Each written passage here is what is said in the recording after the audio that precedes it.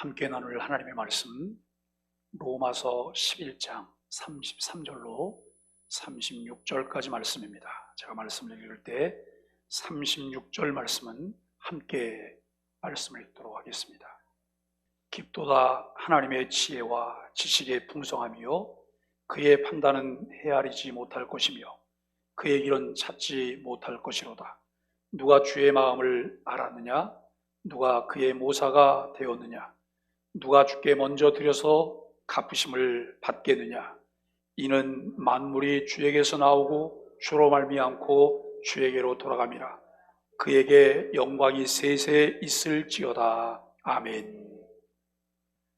오늘 로마서 11장 33절로 36절까지 말씀을 통해서 하나님 은혜의 깊이라고 하는 주제로 함께 말씀을 나누려고 합니다. 우리는 지난 주일 로마서 11장 25절로 32절까지 말씀을 나누면서 바울이 깨닫게 된 신비에 관한 내용들을 함께 살펴보았습니다. 그런데 바울이 깨닫게 된 신비의 내용들은 이러한 내용들이었습니다. 첫째는 하나님께서 택하신 백성 이스라엘이 우둔하여지고 하나님께 순종하지 않게 된 것. 두 번째는 그 때문에 이방인들이 하나님의 긍휼을 얻게 된 것. 세 번째, 이방인들이 누리는 긍휼 때문에 이스라엘이 이를 시기하여 그를 또다시 하나님의 긍휼을 얻도록 돌아오게 된다는 것. 이런 내용들이 바울이 깨닫게 된 신비라고 하는 내용입니다.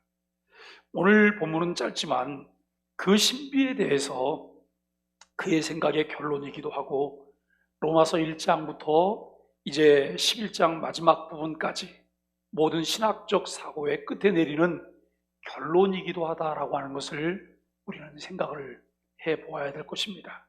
바울은 복음의 이 핵심 진리와 우리를 구원하시는 계획을 실현시켜 가시는 하나님의 역사를 이 로마서에서 잘 기록하고 있습니다. 사람들이 간혹 이런 말을 해요. 목사님 신앙생활을 좀 잘했으면 좋겠어요. 그래. 어떻게 잘하시고 싶으신데요? 제대로 잘하고 싶대요. 근데 여러분, 신앙생활을 제대로 잘하려면 다른 방법이 있을까요? 신앙생활을 제대로 잘하려면 두 가지가 필요해요. 첫째는 성경을 제대로 잘 이해해야 되고요. 두 번째는 주시는 말씀대로 순종하겠다고 하는 마음의 자세예요. 이 두 가지만 있으면 신앙생활을 잘 하실 수가 있어요. 그런데 어떤 분은 늘 마음이 중심의 주님을 사랑하기 때문에 주님 말씀에 잘 순종하려고 하는 마음이 있어요. 그런데 이분에게는 늘 뭐가 부족하냐면 성경을 바르게 알아가는 그런 자세가 부족해요. 그러니까 여러분, 내가 서울을 가려고 지금 그래요. 서울 가려고 하는 열정이 있어요. 그런데 서울을 어떻게 가야 되는지 모르는 거예요. 그리고 어떤 교통수단을 이용하면 더 편안하고 빠르게 갈 수 있는지 모르는 거예요. 그렇다고 해서 여러분, 그냥 그 자리에서 발만 막 동동 구른다고 해서 서울에 도착하는 것 아니잖아요. 오늘 우리가 신앙생활하면서 그 두 가지를 확인하셔야 돼요. 하나님의 말씀을 나는 늘 사랑하고 사모하며 그 말씀을 잘 알아가고 있는가. 두 번째는 주시는 말씀대로 내가 순종할 마음의 자세가 있는가라고 하는 거예요. 오늘도 우리가 주일날 교회에 나오면서 내게 필요한 말씀을 듣기를 원하는 마음 자세일까? 아니면 하나님이 무슨 말씀을 주시는지 그 말씀에 나는 아멘하고 말씀을 따르겠습니다라고 하는 자세일까? 이 부분을 우리가 잘 생각해 봐야 돼요. 나에게 맞는, 나를 좀 긁어줄 수 있는, 나를 시원하게 해줄 수 있는 말씀이 어디 없을까? 찾아다니는 것과 내게 그럴 때에 따라서 주시는 말씀들을 내가 듣고 순종하는 것과는 분명히 다르죠. 그런데 우리는 늘 얄팍한 선택을 해요. 가벼운 선택을 해요. 지금 당장 나를 시원케 해주는 것만 우리가 선택을 하려고 해요. 여러분, 그것은 우리가 좀 더 깊이 있고 바른 신앙생활을 할 수 있도록 우리를 돕지 않는다라고 하는 것을 우리는 생각해야 될 것입니다. 오늘 이 로마서를 통해서 복음의 핵심 진리와 우리를 구원하시는 계획을 실현시켜 가시는 하나님의 역사를 구체적으로 잘 설명해 주고 있는데, 그렇다고 바울의 설명이 모두에게 완벽하게 설득력이 있고 구원의 진리에 대한 궁금증을 깨끗하게 다 해소해 주는 것은 아닙니다. 소리를 조금만 좀 줄여주시죠. 소리가 좀 너무 큰데요. 사도 바울이 깨닫고 설명하는 것이 우리를 구원하시는 하나님의 신비의 일부분일 것이라고 생각을 하는 거예요. 바울이 하나님의 신비를 깨달았어요. 또 바울이 어느 때는 하나님의 신령한 은혜의 세계를 봤어요.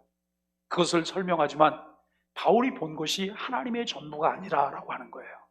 하나님의 일부만 보게 된 것이죠. 그 일부를 우리에게 소개하고 있다라고 하는 것을 우리가 생각합니다. 그런데 그 신비의 일부를 들여다본 이 바울이 그 신비의 무한히 깊음과 더 이상 이해할 수도 설명할 수도 없는 인간의 한계를 동시에 깨닫게 되는 거예요. 여러분, 부모가 아이에게 이렇게 물어봐요. 너는 엄마가 얼마나 좋으냐? 아빠가 얼마나 좋으냐? 아이는 여러분 얼마나 좋은 거를 설명하기가 어려워요.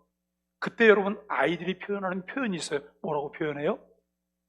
하늘만큼 땅만큼 좋대요. 그 말이 아니면 더 간단한 말을 뒷다 좋아요 그래요. 이게 여러분 다 포함된 거예요. 어떻게 설명할 수 있는 게 없는 거예요. 바울이 만난 그 신비에 대해서 그 신비가 얼마나 깊은지, 이것이 얼마나 넓은지 여러분 다 측량할 수 없어요. 그것을 여러분 이제 보면서 그 바울은 하나님의 신비 앞에서 하나님의 말로 다 할 수 없는 사랑과 지혜, 그리고 자신과 모든 믿는 이들에게 주어진 구원의 확신을 깨닫는 순간 그 신비를 이해하고 설명하려는 노력이 아니라 찬양과 경배를 드리게 됐다는 거예요. 여러분, 그것을 확신하고 깨닫게 되는 순간 다른 것이 필요치 않아요.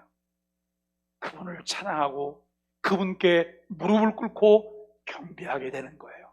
오늘 주일 아침 예배가 저와 여러분들에게 그런 예배가 되기를 주님의 이름으로 간절히 축원합니다. 하나님의 놀라운 은혜를 깨닫기 때문에, 주님을 만났기 때문에 주님 앞에 내가 주님을 찬양하고 주님을 경배하지 않고는 견딜 수 없는 하나님의 사람들이 되는 것입니다. 왜냐하면 사도 바울이 구원의 신비 앞에서 궁극적으로 만난 것은 하나님의 지혜와 진리이기 때문입니다. 하나님 자신의 존재를 대면하면 하나님은 우리의 지적 탐구의 대상이 아니라 우리의 존재 전체로 경배하고 찬양해야 될 뿐이라고 하는 것을 우리가 깨닫게 되어집니다. 그래서 오늘 본문은 하나님의 위대하심에 대한 감탄과 찬양으로 우리에게 소개되고 있습니다. 바울은 본문 33절에서 이렇게 여러분 말씀하고 있습니다. 깊도다 하나님의 지혜와 지식의 풍성함이요 그의 판단은 헤아리지 못할 것이며 그의 길은 찾지 못할 것이로다 라고 말합니다. 하나님의 지혜와 지식의 깊이는 헤아릴 수 없다는 거예요. 그 밑바닥을 볼 수 없게 끝이 없다고 하는 것을 우리에게 말하는 거예요. 여러분, 하나님 외에 누가 불순종을 자비 베푸시는 계기로 돌려놓고 그 자비가 모든 믿는 이에게까지 미치게 할 수 있을까요? 하나님의 판단은 우리가 측량할 수 없습니다. 그의 결정은 인간이 가진 지식의 한계를 넘어선다고 하는 것을 우리가 인정하지 않을 수가 없습니다. 하나님의 길은 우리가 찾을 수 없고 그의 방법은 신비스러울 뿐만 아니라 우리의 이 파악 능력을 초월하고 있다고 하는 것이죠. 우리는 하나님의 행동의 이유를 다 이해할 수 없을 뿐만 아니라 그가 일하시는 방법을 설명할 수가 없어요. 하나님께서는 이사야 선지자를 통해서 이사야 55장에서 이런 말씀을 하셨어요. 이는 내 생각이 너희의 생각과 다르며 내 길은 너희의 길과 다름이라. 하늘이 땅보다 높음같이 내 길은 너희의 길보다 높으며 내 생각은 너희의 생각보다 높음이니라 라고 말씀합니다. 여러분, 요즘 우리 교회 주변을 이렇게 배회하고 가끔 교회에서 말썽도 부리고 또 교회 안에 오는 초등학생, 중학생 아이들이 있어요. 그런데 그 아이들을 보면 성질대로 하면 한 대 쥐어 박으면 딱 좋겠어요. 그야말로 몽둥이를 들어서 죽도록 때리고 싶은 마음이 속에서 막 일어나요. 왜 그런지 아세요? 아이들이 너무 악해요. 하는 짓이 악해요. 어느 한 날 3층 유아실에 아이들이 와서 놀다가 유아실에 있는 테이블을 다 때려 부셨어요. 부목사님이 이거 변상해라 그랬어요. 언제까지 변상해라? 변상은 무슨 변상이요? 변상하기 전, 그 변상을 못했으니까 교회 주변에 얼씬도 안 하죠. 그러다가 요즘 교회 주변을 배회하는 거예요. 근데 어느 날 저를 만났는데 뭐라고 말하냐면 기미도 그러는 거예요. 이 도대체 어른도 이렇게 해서는 안 되는데 중학생 아이들이 이렇게 해서 이 아이들이 장차 뭐가 될 수 있을까? 뭐가 될 수 있을까? 어제도 또 초등학생 아이들이 교회 로비에 와서 있어요. 근데 그 중에 한 아이는 계속해서 문제를 많이 일으키는 거예요. 저는 뭐 아이들이 문제를 일으켜도 기본적으로 아이를 굉장히 좋아하는 목사예요. 그리고 문제를 일으켜도 그 문제를 아이를 사는 쪽으로 제가 문제를 해결하기 위한 노력을 늘 하는 사람이거든요. 그런데 이 아이는 말만 던지면 말투가 아주 이 못된 것들이 묻어나와요. 제가 이걸 보면서 이 아이를 제대로 잘 이끌어줄 수 있는 데가 어디 있을까? 없어요. 교회밖에는 없어요. 모르긴 몰라도 이 아이는 벌써 부모님 손을 떠난 아이예요. 부모님들이 이 아이의 어떤 그런 행실을 보고 누군가 그 얘기를 하면 부모가 보이는 바는 어떤 반응이겠어요? 아이를 윽박지르거나 여러분 몽둥이를 들거나 그렇게 해결하려고 그럴 거예요. 해결이 될까요? 절대 해결할 수 없어요. 여러분 그 모습을 보면서 참 마음이 아파요. 그래서 문득 설교 준비하다 이 말씀 가운데 제가 여러분 머물면서 한참 생각을 해봤어요. 하나님 앞에 우리는 어떨까라고 하는 거예요. 하나님이 우리를 보실 때는 우리가 너무 이쁠까요? 너무 이쁠까요? 너무 괜찮아 보일까요? 너무 마음에 드실까요? 우리를 볼 적마다 하나님께서 너무 마음 흡족해서 여러분 웃음이 그냥 막 저절로 나오고 뭔가 막 주고 싶고 여러분 그런 마음이실까요? 우리 생각과 우리 표현대로 하면 꼴 보기 싫을 때 참 많을 것 같아요. 참 꼴 보기 싫을 때 많을 것 같아요. 그런데 왜 하나님은 우리를 사랑한다고 말씀하실까요? 하나님 마음에 요만큼도 안 드는 그런 행동을 계속하고 있는데 왜 하나님은 따라다니면서 내가 너를 사랑한다고 나는 너를 기다린다고 하나님 그렇게 말씀하실까요? 하나님 뭐 아쉬울까요? 여러분 그렇게 밖에서 문제를 일으키고 버릇없이 하고 악하게 구는 아이들을 보면서 교회는 그 아이들을 품으려고 해요. 교회가 뭐가 아쉬워서 그럴까요? 이유가 도대체 뭘까요? 왜 품지요? 이유는 단 한 가지잖아요. 사랑하기 때문이에요. 사랑하기 때문이에요. 하나님의 은혜 안에 들어와야 되기 때문에 그렇게 하는 거예요. 우리는 여러분 내 생각과 하나님의 생각이 다르고 내 길과 하나님의 길이 달라요. 우리는 하나님의 생각을 다 이해할 수 없어요. 하나님의 길들을 우리는 알 수가 없어요. 우리는 하나님의 계획이 무엇인지를 미리 알 수 없고 어떤 길을 통해 그 계획이 이루어지게 하실지 짐작할 수도 없어요. 우리의 상상을 뛰어넘는 하나님의 생각은 그러나 언제나 옳다는 거예요. 그가 하시는 일은 항상 선하고 위대한 결과를 가져옵니다. 하나님은 지존하신 지혜자이시기 때문에 그의 마음을 알 사람이 없습니다. 그분이 베푸시는 은혜의 깊이를 알 수 없기 때문에 측량 못할 은혜라고 말을 해요. 그 은혜는 담이 없기 때문에 한량 없는 은혜라고도 말을 해요. 그는 전지전능하신 하나님이시기 때문에 감히 그에게 고문이나 자문이나 책사나 장자방이 될 수 있는 사람은 아무도 없다는 거예요. 그래서 사도 바울이 한 말이 34절에 보면 이렇게 말을 해요. 누가 주의 마음을 알았느냐? 누가 그의 모사가 되었느냐라고 말합니다. 또 하나님의 마음을 알 자가 없으니 누가 그에게 먼저 드려서 갚으심을 받겠느냐라고 말을 합니다. 35절에 보면 35절에서 누가 주께 먼저 드려서 주께 되돌려 받겠느냐라고 말을 해요. 이 말은 욥기 41장 11절에 있는 말씀을 인용하고 있는 건데요, 그 말씀에 보면 이렇게 말씀해요. 누가 먼저 내게 주고 나로 하여금 갚게 하겠느냐? 온 천하에 있는 것이 다 내 것이니라 라고 말씀하십니다. 우리는 때때로 심한 착각을 해요. 우리는이에요, 저를 포함한 우리 모두가 때때로 심한 착각을 해요. 그 심한 착각이 무엇이냐면 이런 거예요. 하나님의 마음을 달래고 환심을 내사서 반대급부로 무엇을 받을 수 있다고 하는 생각이에요. 그래서 반대급부에 대한 기대만큼만 무엇을 하려고 해요. 그런데 기독교 신앙은 무엇을 받으려고 하는 것이 아니라는 거예요.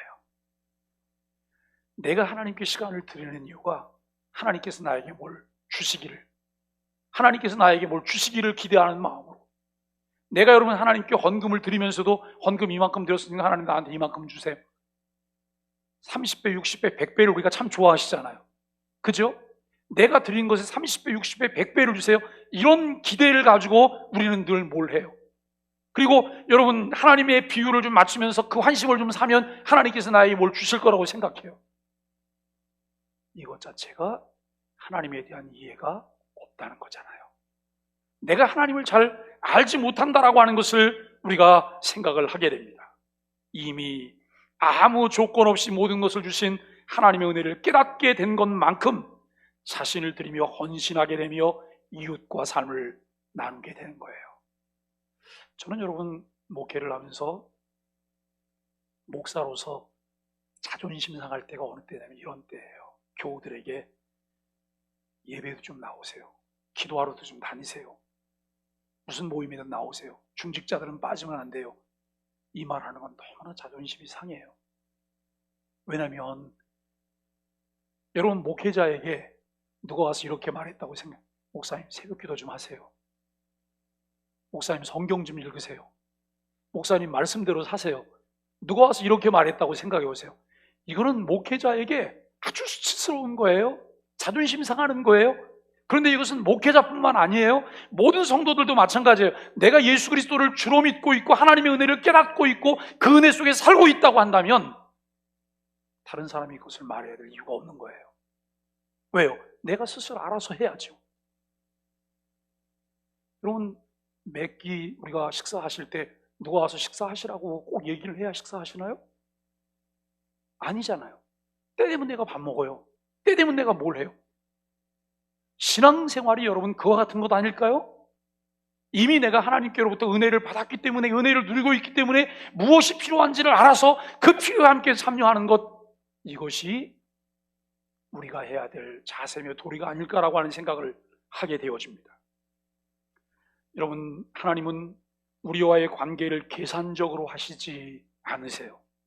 모든 것은 하나님의 순수한 자유로 이루어진다라고 하는 것을 우리는 알게 됩니다. 그래서 모든 것은 하나님으로부터 나오고 그에 의해 유지되고 인도되며 그의 영광을 위해서 존재하며 그리로 나아가요. 이 내용이 오늘 본문 36절을 지금 풀어놓은 거예요. 마땅히 하나님께 영광을 돌리고 찬양이 여러분 돌려져야 하는데 이것은 의무감이나 책임감이 아닌 깨달은 자들에게서 나오는 매우 자연스러운 반응이에요. 인색함이나 억지로 하는 것, 계산적인 이유는 다른 것이 아닙니다. 알지 못하기 때문에. 다른 말로 말하면 신앙이 없다는 말이고 믿음이 없다는 말이에요. 내가 있는 척하고 신앙이 있는 것처럼 여러분 위장하고 있지만 내 속에 믿음이 없다는 거예요. 신앙이 없다는 거예요. 내가 하나님의 깊은 은혜를 보지 못했다는 것이고 듣지 못했다는 것이고 만지지 못한 것이고 알지 못하기 때문에 그런 거예요. 오늘 36절 말씀에 보면 이는 만물이 주에게서 나오고 주로 말미암고 주에게로 돌아갑니다. 그에게 영광이 세세 있을지어다. 아멘이라고 말을 해요. 우리의 구원에 관계된 모든 일들은 처음과 중간과 나중이다. 하나님의 은혜롭고 지혜로운 주권으로부터 오는 것이죠. 오늘 본문은 우리를 향한 하나님의 주권과 섭리를 여실히 드러낼 뿐만 아니라 설명하기 때문에 우리의 마음속에 온갖 의심과 망설임을 버리고 흔들림 없이 확고한 믿음으로 우리의 삶을 세워가길 간절히 우리가 바랍니다. 여러분, 우리는 이런 부분을 생각하면 첫째는 모든 만물의 창조주이신 전능하신 하나님이심을 고백하는 거예요. 두 번째는 다스리시며 인도하시는 하나님의 섭리에 대한 고백이에요. 세 번째는 모든 만물은 결국 주께로 돌아간다고 하는 신앙의 고백이에요. 이게 36절 말씀이거든요. 이 말씀만 확실하게 해결이 된다면 우리는 세상 가운데 많은 염려와 근심들을 털어낼 수 있어요. 그것과 우리가 함께 살지 않아요. 창세기 1장 1절이 무슨 말씀이죠? 태초에 하나님이 천지를 창조하시니라. 태초에 하나님이 천지를 창조하셨는데 그 태초에 천지 만물을 창조하신 하나님은 전능하신 하나님이에요. 전능하신 하나님에 의해서 천지 만물이 창조가 됐어요. 그리고 이 로마서 11장 36절에 보니까 만물이 주에게서 나오고 주로 말미암다가 주에게로 돌아간대요. 이 사실이 확실히 믿어진다면 내가 염려하며 근심해야 될 것이 무엇이 있을까요? 그리고 더 우리를 즐겁게 하는 것은 뭐냐면 하나님은 오늘도 살아서 우리를 돌보실 뿐만 아니라 섭리하시며 지키시는 하나님이시래요. 여러분, 우리가 우리를 지킬 수 있나요? 우리가 우리를 지킬 수 없어요. 그런데 전능자가 우리를 지키신대요. 오늘도 살아서 우리와 함께 하시고 일하시는 하나님이시래요. 이 사실에 대한 믿음이 분명히 있다면 우리의 행보가 얼마나 여러분 당당할 수 있습니까? 자신감이 있겠습니까? 두려움 없이 걷는 거예요. 사랑하는 여러분, 늘 하나님께서 우리에게 선한 분별력을 주시고 지혜롭게 기도하며 일들을 진행하는 것들이 두려움 없는 일들이 되기를 바랍니다. 때로는 내가 넘어지고 실패하고 쓰러진다 할지라도 그것을 통해서 하나님께서는 전화위복의 놀라운 은혜를 우리에게 베풀어 주실 것을 믿는 거예요.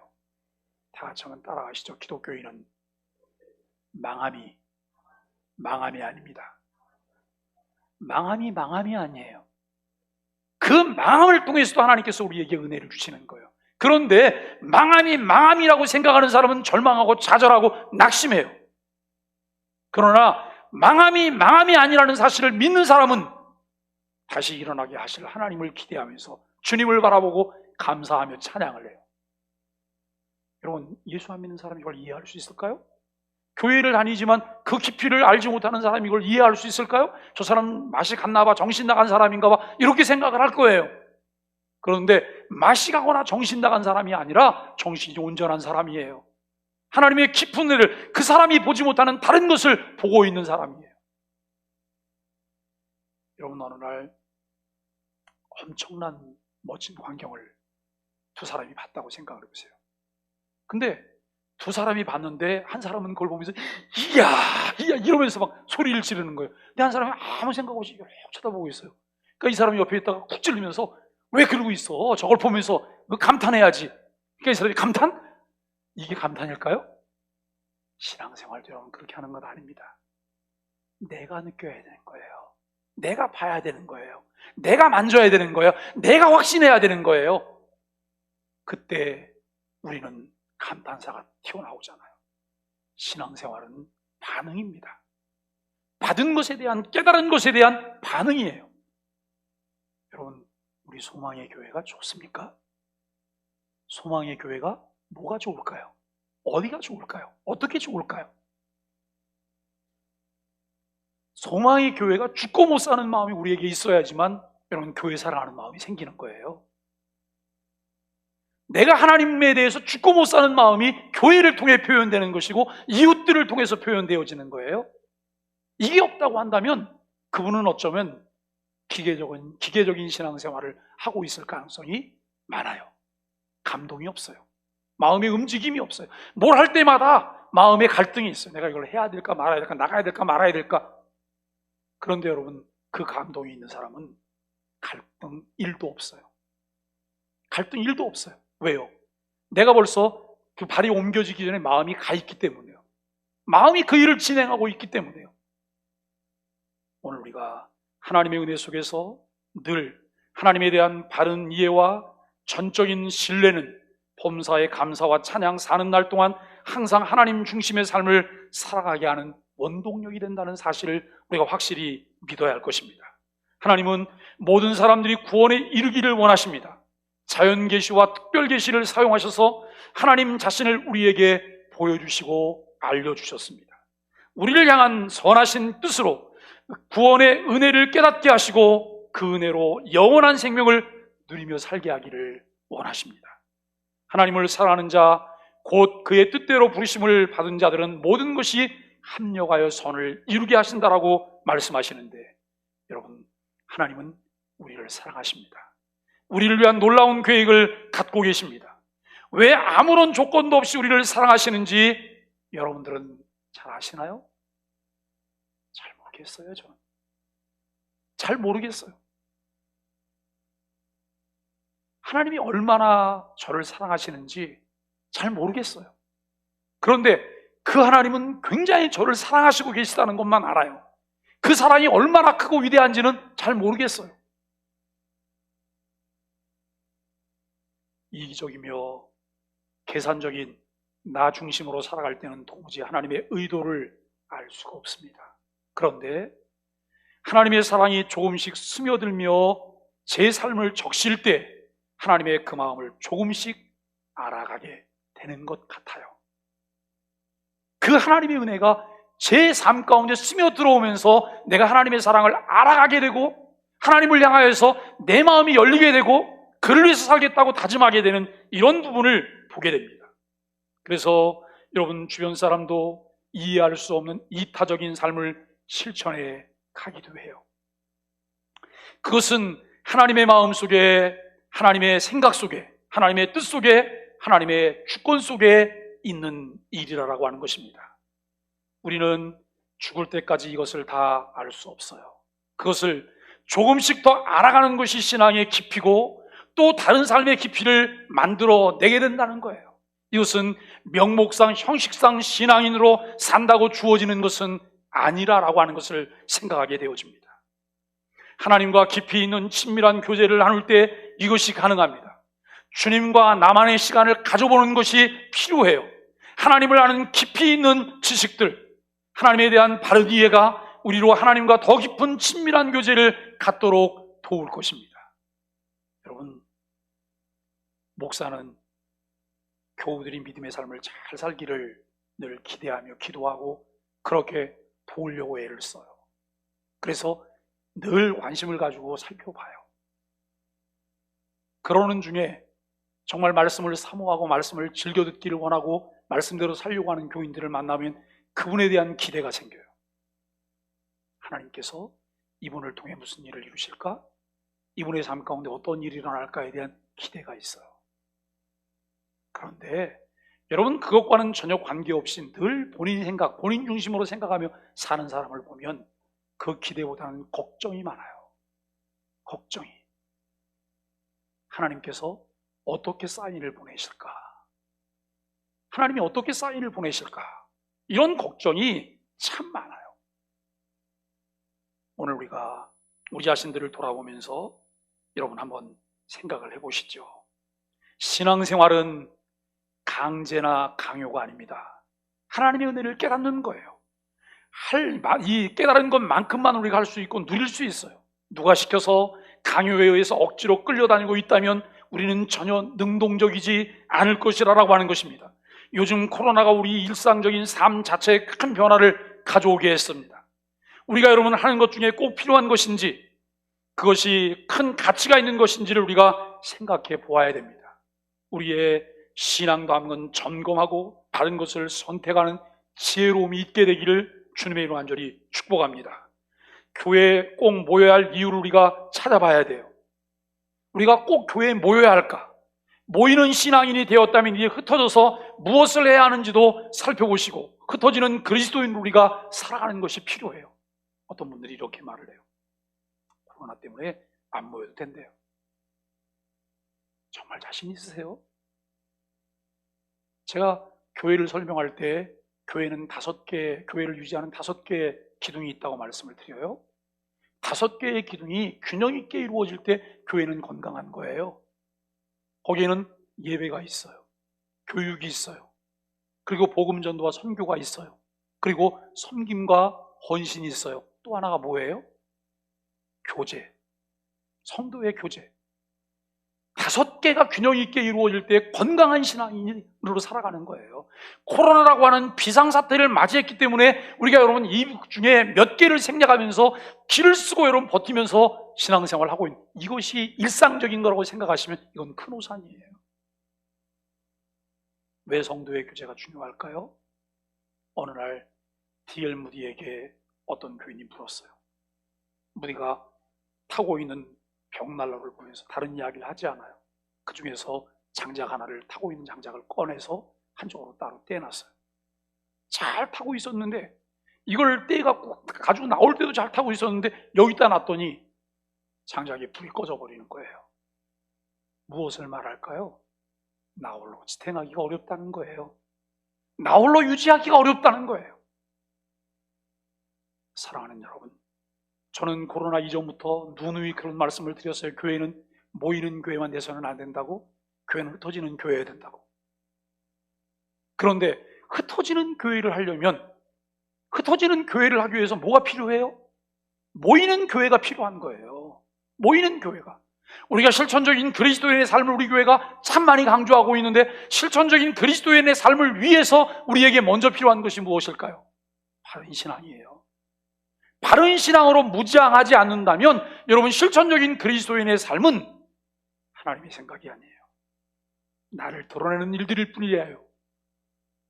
그렇기 때문에 우리는 우선순위와 꼭 필요한 것이 무엇인지를 잘 보는 것이 필요합니다.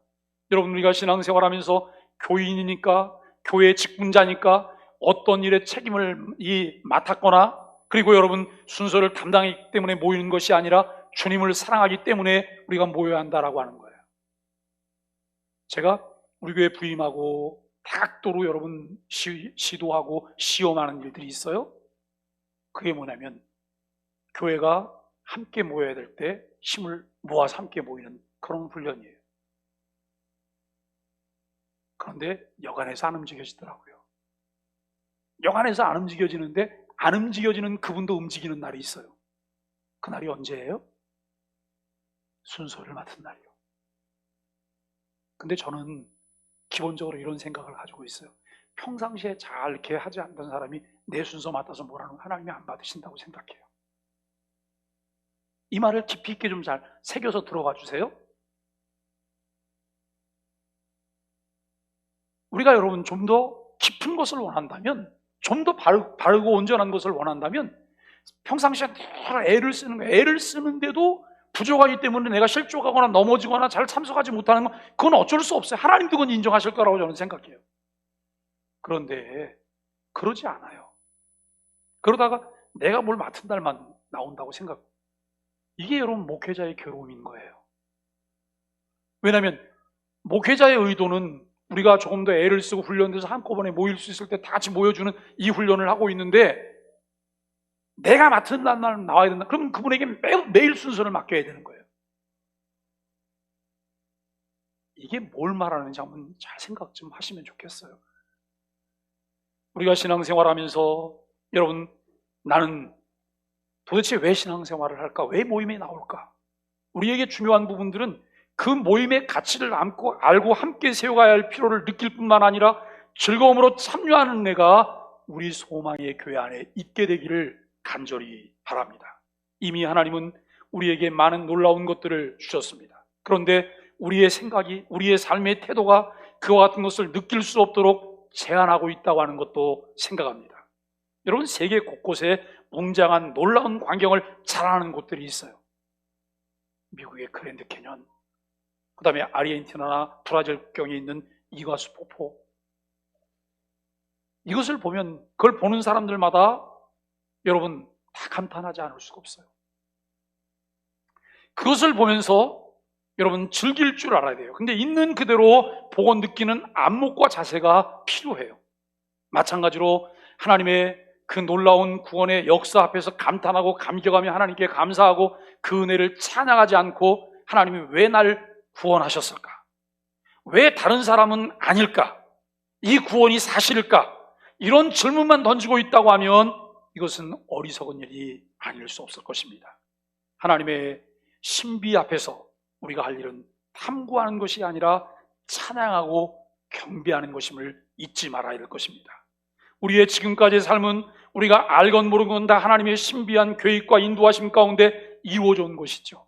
하나님께서 계획하시며 이루시는 하나님의 역사를 우리는 다 알 수가 없습니다. 다만 우리는 그분이 하시는 놀라운 일들을 바라보며 느끼며 즐거워해요. 우리가 할 수 있는 것은 영원토록 그분을 찬양하고 경배 드리는 것뿐입니다.